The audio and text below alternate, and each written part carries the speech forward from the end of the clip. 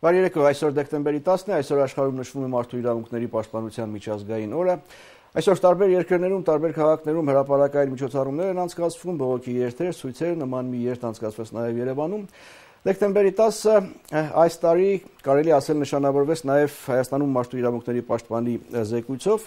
Զեկույցը արտահերթ է արդար դատաքննության իրավունքի վերաբերյալ եւ հասարակական ու մասնագիտական շրջանակներում գնահատվեց որպես սենսացիոն եւ սկանդալային։ Այստեղ նկարագրում է եւ կոռուպցիոն մեխանիզմները եւ անգամ հրապարակում է դատական կաշառքի սակագները։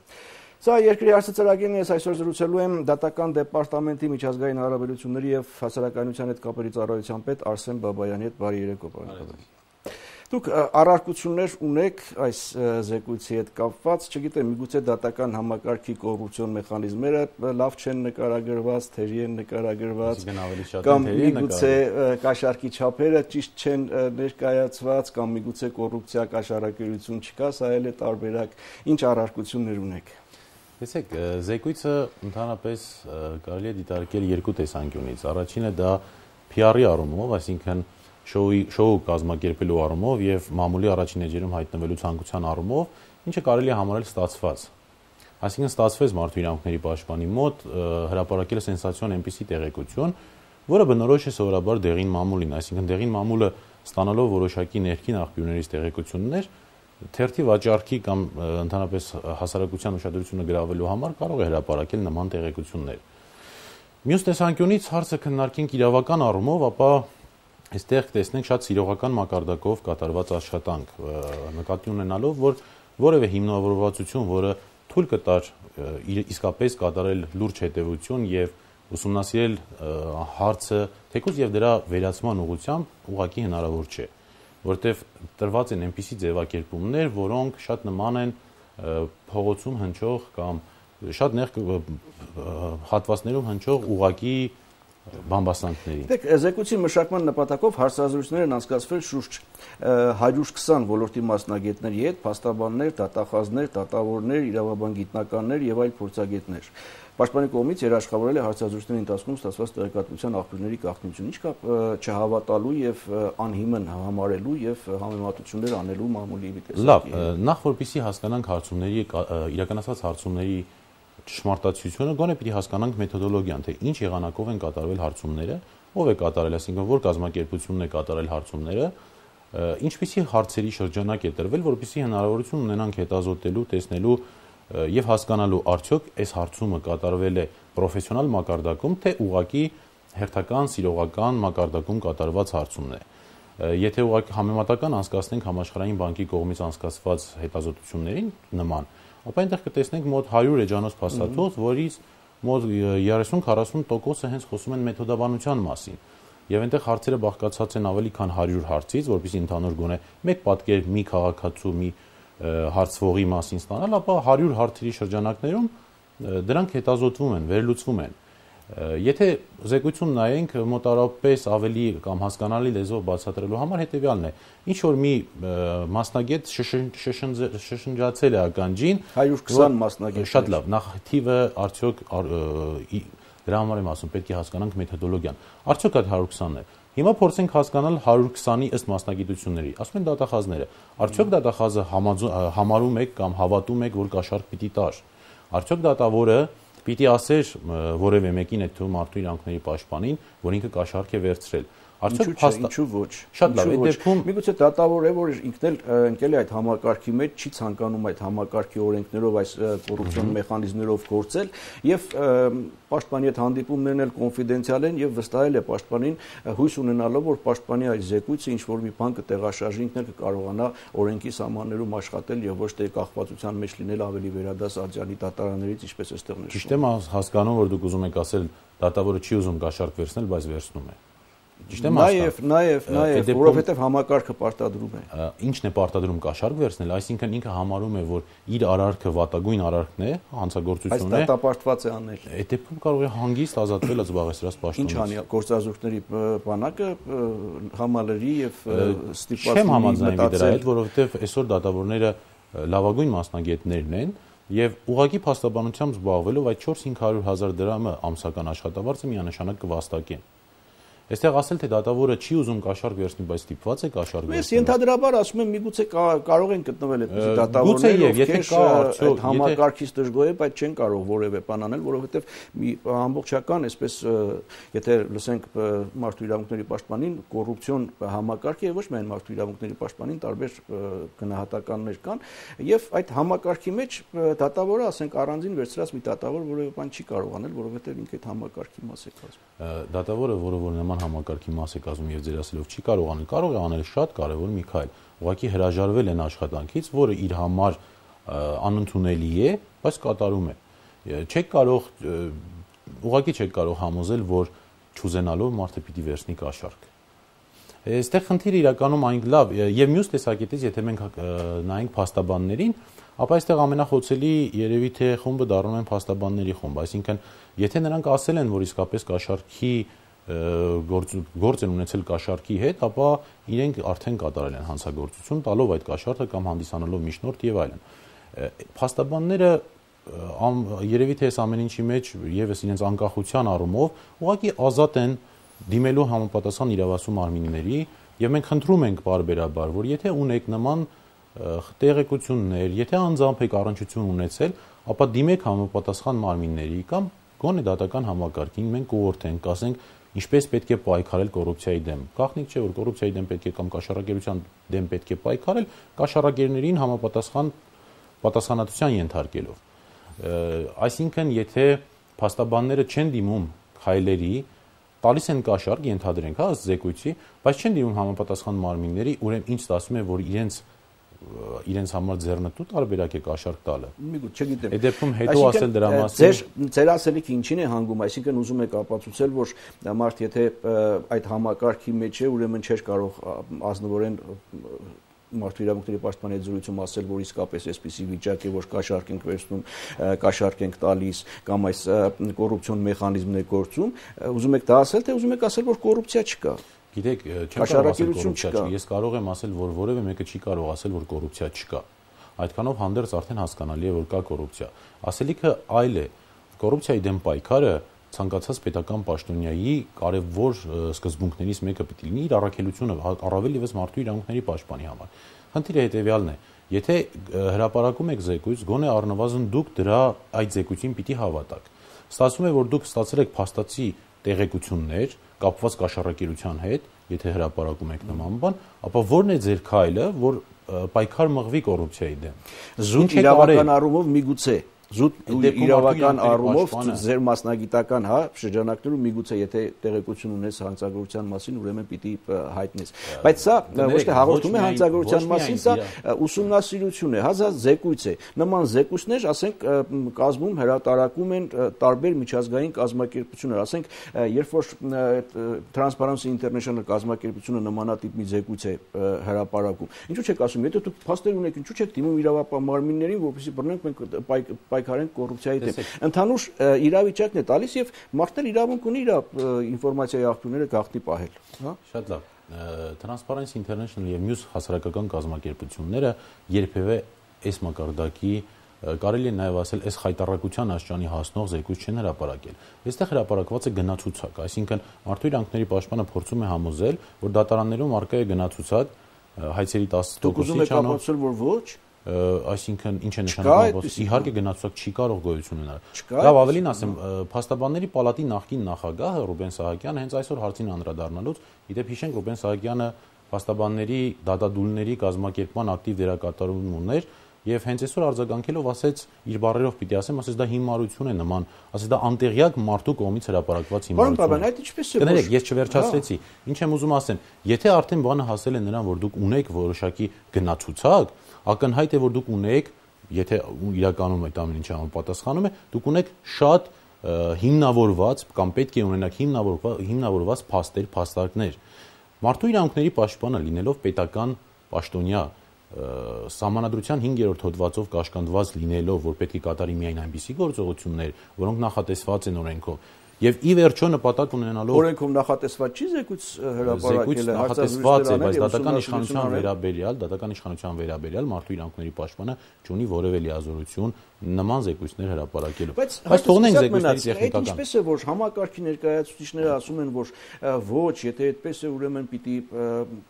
տեղեկացնել, այսինքն հիմնավոր չի եւ այլն, բայց իրավապաշտպանները, մարդու իրավունքների պաշտպանները հստակ գներն էլ նշում են, սակագներն էլ նշում են, թե այդ տարբերությունը մյուսների հետ հենց այդտեղ գներ նշելն ինչ է, երբեք դատական իշխանությունը չի ասել, թե մեզ մոտ կա իդեալական դատական համակարգ, երբեք չի ասել, թե բացառվում է ամբողջությամբ կոռուպցիան, այլ հակառակը խնդրում ենք, ասում ենք օգնեք մեզ, օգնեք պետությանը, որպեսզի նման դեպքերը բացահայտվեն, մեղավորները ենթարկվեն պատասխանատվության եւ հարցը ինչ որ չափով բավարարվի։ Տեսեք, դուք առանձին վերցրած դեպքերի մասին եք խոսում, բայց այս մարդիկ, կոնկրետ այս մարդու իրավունքների պաշտպանը, ընդհանուր իրավիճակն է տալիս։ Ընդ որում ես ասեմ, որ չի ասում կոնկրետ այսքան է։ Ասում է յուրաքանչյուրին անհատական կարգով է լուծում տրվում, ինքը մոտավորապես է ասում, հա, ասենք առաջին ացիանում $500-ից մինչև $10,000, վերաքննիչ դատարանում 2000-ից 15, տես 2000-ից 15, այսինքն ամեն մեկի հետ առանձին երկուս կարող է լինել 3, 5, 10, 15 եւ այլն։ Վճռաբեկ դատարանում 10-ից 50,000, ընդ որում ես փորձեցի մի քիչ նայել, պարզվում է այս քները բավական բան են վերջին շրջանում թանկացել են, այսինքն դուք ունեիք նախկինում ուրիշ գներ։ Ես ուրեմն կարող եմ մեջ բերել մարդու իրավունքների առաջին պաշտպանի խոսքը, սրա հետ կապված, ասում է, կարդալով զեկույցը հիշում եմ, որ իմ մարդու իրավունքների պաշտպան եղած ժամանակ դատարաններում գործող կաշառքների չափերը զգալիորեն պակաս էին Կարեն Անդրեասյանի նշած առաջին ացիանում ներկայից $500 փոխարեն օրինակ $2-ից $300 էր։ Ո՞ւմ մասին է խոսքը։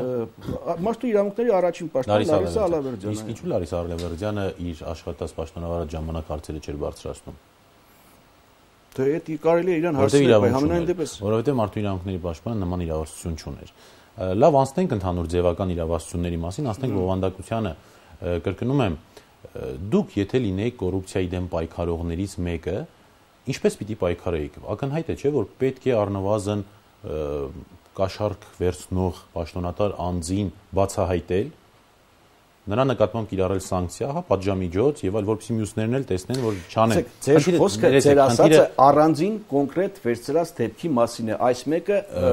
բռնվել է կաշառք վերցնելու, բայց զեկույցը ընդհանուր համակարգի կոռուպցիոն իրավիճակի մասին է, այսինքն ես կարծում եմ, որ սա ոչ թե ցես խանգարում է, այլ միգուցե պիտի օգնի, որպեսզի ընդհանուր պատկերացումը ավելի ճշգրտված լինի, թե ինչ իրավիճակ է համակարգում եւ ինչպես կարելի է։ Գիտեմ, չգիտեմ, ասենք, չգիտեմ, 2003-4 թվականից Հայաստանի Հանրապետության կառավարությունը պայքարում է, մեռանք ռազմավարություն ու հայեցակարգ կրելով, կոռուպցիայի դեմ պայքարի, հազար ու մի հանձնաժողով ստեղծելով եւ այլն, բայց իրական պատկերը ընդունեք, որ հանրային ընկալման մեջ սա ավելի ճիշտ է ընկալվում, քան հակափաստարկները։ Մի քիչ հետո կանդրադառնամ, ընդհանրապես հանրային ընկալումը որտեղից է ձևավորվում։ Եկեք այլ բան հասկանանք։ Այս տեսակ խոսակցությունները հնարավոր է լսել փողոցներում, երթուղային տաքսիներում եւ այլ բազմաթիվ այլ տեղերում։ Հիմա այս տեսակ խոսակցությունները վերցնում ենք ինք, ուսումնասիրում ենք, ինչպես արդյունավետ աշխատի պետությունը, որպեսզի կանխվի սա։ Եթե ամեն ինչ արվում է զեկույցում, որ չլինի որևէ հնարավորություն դրա հրապարակված տեղեկությունների ճշմարտացիությունը ստուգելու,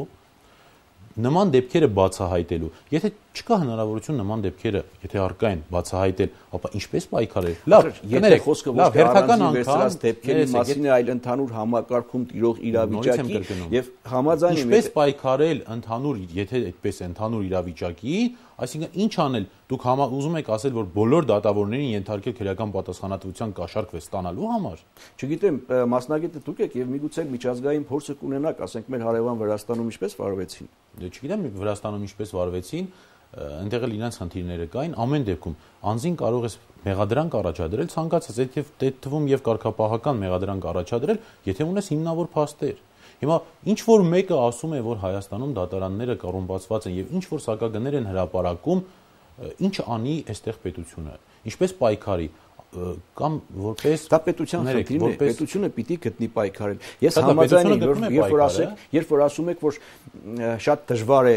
սրա դեմ պայքարել, համաձայն եմ, կառավարությունը, պետությունը դրա համար է, որ այդ դժվար խնդիրները կարողանա լուծել, եթե ոչ, ասենք, ես կգնայի կլուծեի։ Ես ասում եմ, նման զեկույցներ հրապարակելով, մարդու իրավունքների պաշտպանը լինելով պետական պաշտոնյա, ինչ միջոց է կիրառել կամ ինչ օգնություն է ցուցաբերել, որպիսի նման երևույթները իսպառ վերածվեն Հայաստանի Հանրապետության։ Լավ, իսպառից էլ թողնենք, որովհետև իսպառ վերացնելուն հասնելու շատ ունենք, գոնե նվազեցնենք, չէ, ես խոսում եմ ընդհանուր իրավիճակի մասին եւ այդ կոռուպցիոն ռիսկերը հնարավորինս նվազեցնելու մասին, թե չէ, այս կոռուպցիոն իրավիճակում իսպառ վերացնելը տեսակ ֆանտաստիկայի երազանք, բայց ֆանտաստիկայի ոլորտից չլինի, առայժմ եկեք նվազեցնենք, գոնե հնարավորին չափ է տնոր կարողանանք իրական չափը չգիտենք, որտեղ նման վերլուծություններով հնարավոր չէ պատկերացնել իրական չափը։ Եթե հետևենք ձեր խոսքին, դուք ուզում եք ասել կամ հիմնվում եք այդ զեկույցի վրա, ստացվում է, որ բոլոր դատավորները այսօր կաշառակերներ են։ Չէ, ինչի ես ասում եմ, որովհետև ասում եք ամբողջ համակարգը, երբ ես ասում եմ օգնեք, համակարգում ընդհանուր իրավիճակն է ներկայացվում։ Որքան, արդյոք այնքան ինչքան ներկայացվում է։ Դե այստեղ ներկայացվում է, ես չգիտեմ։ Այդտեղ ներկայացում ինչ-որ գնացուցակ։ Ինչու միայն գնացուցակ, գնացուցակին անդրադարձանք, նաև կոռուպցիոն մեխանիզմներն են։ Լավ, կոռուպցիոն մեխանիզմների մեջ նկատի ունի Մարդու իրավունքների պաշտպանը դատավորների խորհրդակցությունները, որը ինքը վերագրել է որպես հրահանգներ, ցուցումներ։ Ասում է վճռաբեկ դատարանի դատավորներից ցուցումներ են ստանում դատավորները եւ այլ։ Միայն դա չէ, դրա մասին խոսենք, այստեղ գոյություն ունի միջազգային եվրոպական երկրներում ընդունված դատավորի խորհրդակցելու իրավունքը։ Դա իդեպ մեր հայկական դատավորների վարքագծի կանոններով նախատեսված նորմ է, որ դատավորը իրավունքի հարցերի շուրջ կարող է հանգիստ խորհրդակցել իր գործընկերոջ հետ։ Հիմա սա վերագրել, թե որևէ մեկը ցուցում է տալիս, այստեղ միտում կա այլ։ Այսինքն զոնալ դատավորների ինստիտուտը չեմ հասկանում ինչ է նշանակում զոնալ դատավոր։ Այստեղ բացատրած է զոնալ դատավոր ինչ է նշանակում, այդ ձեր ասած, որ ասում եք խորհրդատվություն, դա օրենքով իդեպ մի բան պատմեմ, Վճռաբեկ դատարանի 15-ամյակին, երբ Հայաստանում էր եւ մասնակցում էր Վճռաբեկ դատարանի 15-ամյակի միջոցառմանը, Մարդու իրավունքների եվրոպական դատարանի նախագահը նոր Մարդու իրավունքների եվրոպական կոնվենցիայի հետ կապված նոր արձանագրության վերաբերյալ հետեւյալ միտքը հայտնեց, որ նախատեսվում է, որ պետությունները կարող են իրավունքի առումով խորհրդատվություն ստանալ նաև Մարդու իրավունքների եվրոպական դատարանից։ Այսինքն, եթե պետությունը ունի մի քանի հայց, իրավական մեկնաբանության խնդիր ունի, ապա կարող է հանգիստ հարցում կատարել Մարդու իրավունքների եվրոպական դատարանին, ստանալ այնտեղից դիրքորոշում կոնկրետ իրավունքի հետ կապված հարցերի եւ գործում են դատական համակարգի հետ խորհրդով։ Հիմա ես հենց քիչ առաջ դրա մասին էի խոսում, որ դատավորի խորհրդակցելու իրավունքից չի կարելի զրկել դատավորին։ Նույն դեպքում, եթե մենք համեմատենք դա պետության առումով, նպատակը հետեւյալն է. ինչի պետությունը թույլ տա խախտում, որը հասնի եվրոպական դատարան եւ արձանագրվի խախտում։ Բայց պետությունը խախտում եւ հասնում է եվրոպական դատարան, վիճակագրությունը ինչ է ասում։ Հայաստանի Հանրապետության դեմ Մարդու իրավունքների եվրոպական դատարանի կողմից վճիռների կայացման արդյունքում արձանագրվել է ընդամենը 1 դեպք, երբ դատավորը ենթարկվել է կարգապահական պատասխանատվության։ Մինչդեռ 2002-ից 2012 թվականների ընթացքում Հայաստանի Հանրապետության դեմ Մարդու իրավունքների եվրոպական դատարանը ներկայացվել 1832 գանգատ, որից 847-ը համարվել են անընդունելի կամ հանվել են գործերի ցանկից։ 2013 թվականի հոկտեմբերի դուրսությամբ եվրոպական դատարանը ըստ էության վճիռ է կայացրել Հայաստանի Հանրապետության դեմ ներկայացված 45 գործով։ Գիտեք, մենք բացառիկ երկրներից ենք, որտեղ եվրոպական դատարանի եւ Վճռաբեկ դատարանի որոշումների կամ վճիռների հիման վրա հնարավորություն է, օրենսդրական հնարավորություն է տված դատավորին ենթարկել կարգապահական պատասխանատվության։ Մենք բացառիկ երկրներից ենք, որ օրենսդրական նման հնարավորություն ունենք։ Երբ նույն Մարդու իրավունքների Եվրադատարանի նախագահը Հայաստանում էր եւ հարց բարձրացվեց, թե որքանով է արդյունավետ այս համակարգը, որ դատավորին կարելի է պատասխանատվության ենթարկել Մարդու իրավունքների Եվրադատարանի վճռի հիման վրա,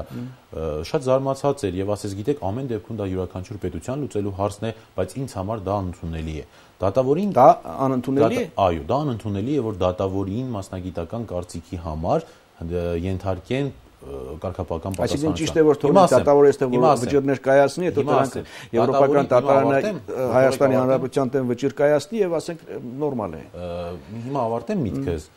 Դատավորի նկատմամբ կարգապահական վարույթ հարուցել եւ կարգապահական պատասխանատվություն կարելի է կիրառել միայն օրենքների ակնհայտ եւ կոպիտ խախտումների դեպքում։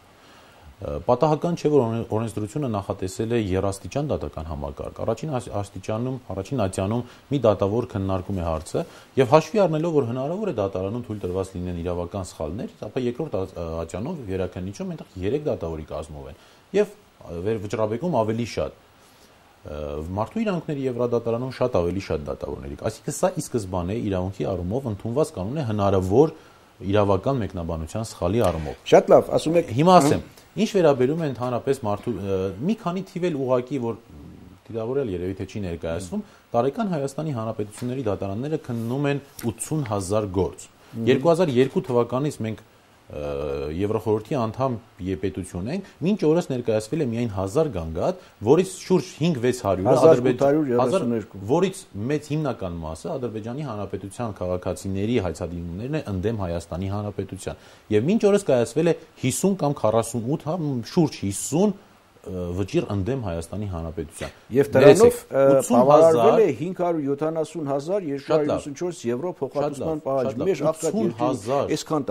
դատական սխալների համար վճարելը համարվում է սխալ, երբևէ մարդու իրավունքների Եվրոդատարանը նախ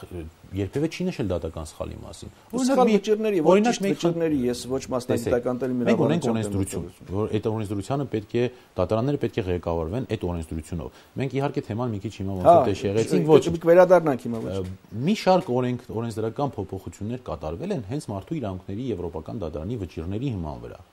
Մի շարք օրենսդրական կարգավորումներ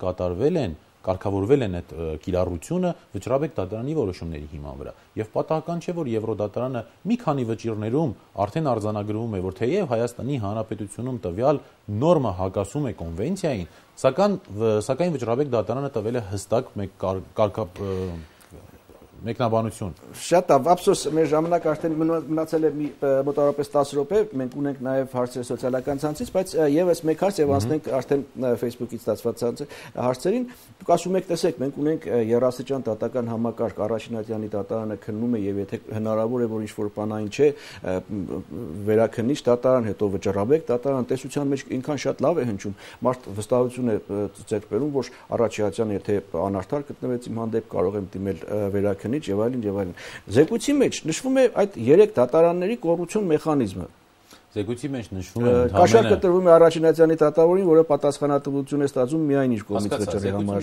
Մյուսում որ մակարդակով կատարված որոշակի իրավաբան է, մարդու իրավունքների պաշտպանն է։ Ես էլ եմ զարմանում, որ մարդու իրավունքների պաշտպանն է իրավաբան է, բայց սիրողական մակարդակով հետազոտություններ են անցկացնում։ Ես գնացի Մարդու իրավունքների պաշտպանի գրասենյակ, որպեսզի անձամբ հարցնելու թե պարոն մարդու իրավունքների պաշտպան, ինչ մեխանիզմով են կատարվել, ինչ մեթոդոլոգիայով են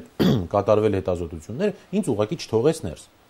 Շատ լավ հասկանալով, որ ինձնից սպասվող հարցերը, բայց պետք է հասկանալ, եւ այդտեղ էլ չկա, ի վերջո կպատասխանի մարդու իրավունքների պաշտպանը, թե ինչ մեթոդոլոգիայով է իրականացվել այս հարցումները, եթե ուղղակի դրանք բամբասանքների մակարդակում են, ապա առնվազն ինքը պիտի ստուգեր։ Բամբասանքների ես ամբողջությամբ այսպես շատ ուշադրիչ չեմ նայել, բայց կան նաև մեջբերումներ, ասենք, օմբուդսմենին դատավորի գաղտնի տեղեկացումից, օմբուդսմենին դատավորի գաղտնի տեղեկացումից։ Դուք կարող եք համոզվել, որ դրանք իրականությանը համապատասխանում են։ Ես չեմ կարողանում համոզվել,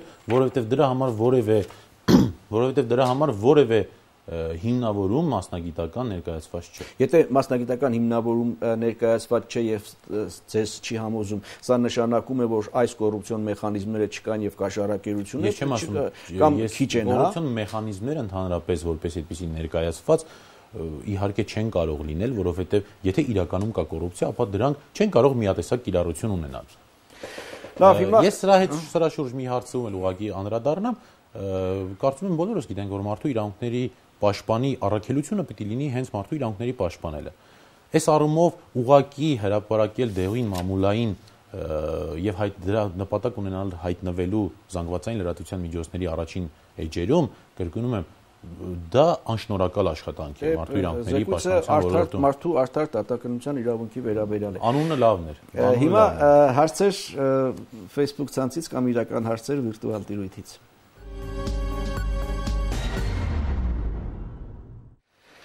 Սոնատ Ավցյան գրում է. Պարոն Բաբայան, չեք բացառում, որ օմբուդսմենի զեկույցի նպատակն էր ապահովել շոու, PR։ Այն դեպքում, երբ զեկույցում ներկայացվել էր նաև Transparency International-ի հարցման տվյալներ, ըստ որոնց Հայաստանի բնակչության 69%-ը չի վստահում դատական համակարգին։ Սրան եթե գումարենք 18%-ի հայտարարությունը կաշառք տալու մասին, պատկերը դառնում է ամբողջական։ Սրա մասին ինչ կասեք։ Չլինի ըստ ձեզ եւ իրավական ոլորտի ներկայացուցիչների բնակչության մեծամասնությունը ստում է։ Եվ վերջապես չեք կարծում, որ զեկույցում գրված է այն, ինչի մասին տարիներ շարունակ քչփչոցով խոսում են թե քաղաքացիները, թե իրավական ոլորտի ներկայացուցիչները։ Գիտեք, զեկույցում որևէ նորություն չէր հրապարակված,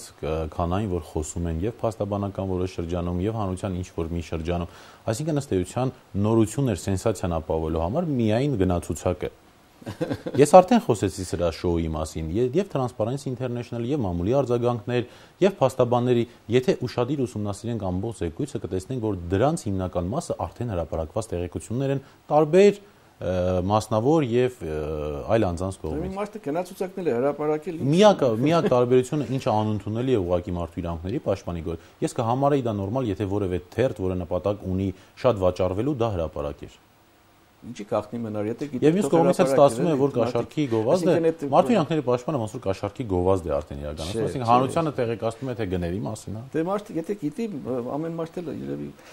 Արմեն Մելքումյան, հարց. Ինչ իմաստ ունի դատավորների աշխատավարձը բարձրացնել, քանի որ նրանք կաշառք են վերցնում եւ աշխատավարձի կարիք ընդհանրապես չեն զգում։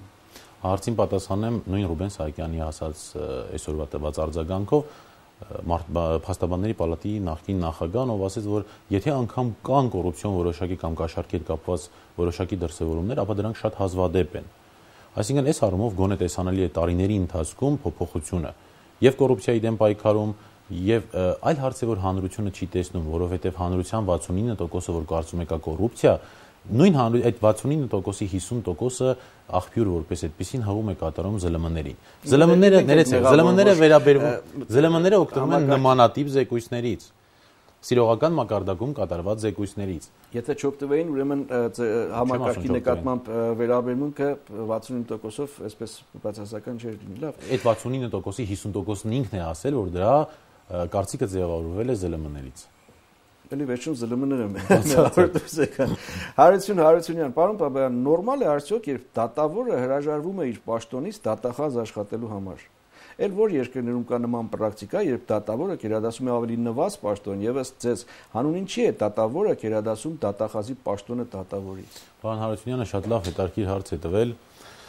Գիտեք, եթե հաշվի առնենք թեկուզ հենց նույն էս վերջի զեկույցը եւ ընդհանրապես դատական իշխանության նկատմամբ կատարվող այսպես ցեղ շպրտելու գործընթացները, սա էլ մի վառ օրինակ, ապա այստեղ իսկապես մեղքը պետք է փնտրել նաեւ բոլորիս մեջ։ Իսկ արդյոք մենք դատավորի հեղինակության վրա չենք ազդել այնպես, ինչպես է զեկույցում, որ դատավորը ուղակի չուզենա աշխատի դատավոր։ Հեղինակության վրա, թե նաև անկախության։ Անկախության վրա յուրաքանչյուր դատավոր ինքը պիտի հետևի իր անկախությանը։ Եթե դատավորն անկախ է, ինչ էլ լինի, չպիտի իր անկախությունը դնի կասկածի տակ։ Այսինքն չպիտի ակնկալի մեկ այլ դատավորի, այդ թվում եւ վերադաս դատարանի դատավորի ցուցում կամ ուղղորդում, եթե ինքը իսկապես անկախ դատավոր է իրեն համարում։ Գիտեք, այստեղ պաշտոնից հրաժարվելու միջոցը, այդ 4 կամ 500,000 դրամից հրաժարվելու միջոցը, ես ես ասեմ ավելին, դատախազներն են հրաժարվում, ես չեմ կարող բացառել, որ վաղը մյուսօր դատավորները կհրաժարվեն պաշտոններից եւ ընդհանրապես կզբաղվեն փաստաբանությամբ։ Մի կարևոր հանգամանք, դատավորները չունեն ամբիոն, երբ դատավորներին մեղադրում են որոշակի նման հարցերի մեջ, դատավորը չունի ամբիոն, որպեսզի դուրս գա եւ ասի, որ ոչ, չկա նման բան եւ այլն։ Ես այս բանը չգտա, բայց դատավորների պաշտպանության, ինքնապաշտպանության գործուն մեխանիզմներ չկան, այսինքն եթե դատավորին արգելված է ինքնապաշտպանությունը վարքագծի կանոններով։ Դատավորը հրապարակային ելույթներ կարող է ունենալ միայն դատական նիստերի դալիճով։ Հենց այստեղ է, որ օգտվում են առիթից, ստացվում է, որ հասարակություն դատավոր դատարան արանքում հայտնվել է մի մարդու իրավունքների պաշտպան, ով ուղղակի իր ցանկությամբ ինչ ինֆորմացիա ուզում տարածում է հանրության մեջ։ Դատավորին արգելված է։ Մեկ րոպե ժամանակ մնաց եւս մեկ հարց, Միքայել Պետրոսյան, պարոն Բաբայան, դեռ հաղորդումը չեմ դիտել, բնականաբար ավելի շուտ է գրել, սակայն վստահ եմ, որ ժխտելու եք օմբուդսմենի զեկույցի պնդումները, ասեմ, որ ես ձեզ չեմ վստահում, ձեր կարծիքով բնակչության քանի տոկոսն է ձեր այսօրվա ասածներին հավատում։ Գիտեք, ես նպատակ չունեմ ինչ որ հավատ այսպես։ Ես ասում եմ, իրականում բազմիցս ասվել է, որ այո, կան կոռուպցիոն երևույթներ կամ չեն կարող բացառել, որ դրանք կան, եւ դրանք վատագույն դրսևորումներ են պետական համակարգում, այդ թվում եւ դատական իշխանությունում կամ առավել եւս դատական իշխանությունում։ Եվ չեմ էլ ժխտում որևէ բան, բայց խնդրում ենք մարդու իրավունքների պաշտպանին օգնել պետությանը, այդ դատական իշխանությանը հայտնաբերելու, կանխելու, որպեսզի եթե մենք իսկապես ուզում ենք հասնել ունենալ մեր երազած դատական իշխանությունը, ապա եկեք կանխակալ դատական իշխանության հեղինակազրկելու անշնորհակալ աշխատանքը թողնենք, զբաղվենք։ Թվում սա որպես հեղինակար զրկում, այլ ոչ իրավիճակի ներկայացում, որը նույնպես օգնություն կարող է դիտվել։ Այսինքն որևէ խնդիր, որևէ ոլորտում կարող է լուծվել միայն այն ժամանակ, երբ այդ ոլորտի խնդիրների մասին իրական եւ ճշգրիտ գնահատական կա, պատկերացում։ Դրա մասին խոսում ենք, նորից եմ կրկնում։ Նախ իրական եւ ճշգրտությունը չի երևում որևէ կերպ, որովհետեւ չափազանց իրողական մակարդակում անցկացված PR ապահովելու համար կատարված զեկույց է, խնդիրը հետեւյալն է. եկեք անդադար խոսենք, որ դատարաններում կա կոռուպցիա, անդադար խոսենք, դրանով վիճակը կշտկվի։ Իսկ եթե չխոսենք, պետք է ապա անել այնպիսի գործողություններ, որով որ կշտկվի։ Այսինքն խոսելու փոխարեն պետք է գործ անել։ Եթե ունեք գործողությունների առաջին գործողությունը միգուցե նաև իրավիճակի ճշգրիտ գնահատական ստանալն է։ Ես չեմ ասում սա է ճշգրիտը, բայց ճշգրիտ գնահատական ստանալը եւ ըստ այդմ գործողությունների ծրագրի դե չէ, այսքան տարիների ընթացքում հա նշեցի ռազմավարություն, հայեցակարգ եւ այլն եւ այլն։ Դե իրականում շատ բան է փոխվել, եթե վերցնենք բոլոր դատաիրավական բարեփոխումները, յուրաքանչյուր բարեփոխումների ծրագիր որոշակի հարցեր ի վերջո հասցրել է լուրջ մակարդակի։ Լավ, միգուցե դատաիրավական բարեփոխումների ծրագրին առանձին կանդրադառնանք, այսօր զեկույցի մասով մեր ժամանակն է սպառվեց։ Մի մասը զեկույցի մասով է։ Շնորհակալ եմ հրավերն ընդունելու եւ հետաքրքիր զրույցի համար։ Այսքանը սա երկրի հարցի ծրագիրներ, ես այսօր զրուցում էի դատական դեպարտամենտի միջազգային հարաբերությունների եւ հասարակայնության հետ կապերի ծառայության պետ Արսեն Բաբայանի հետ։ Լավ մնացեք։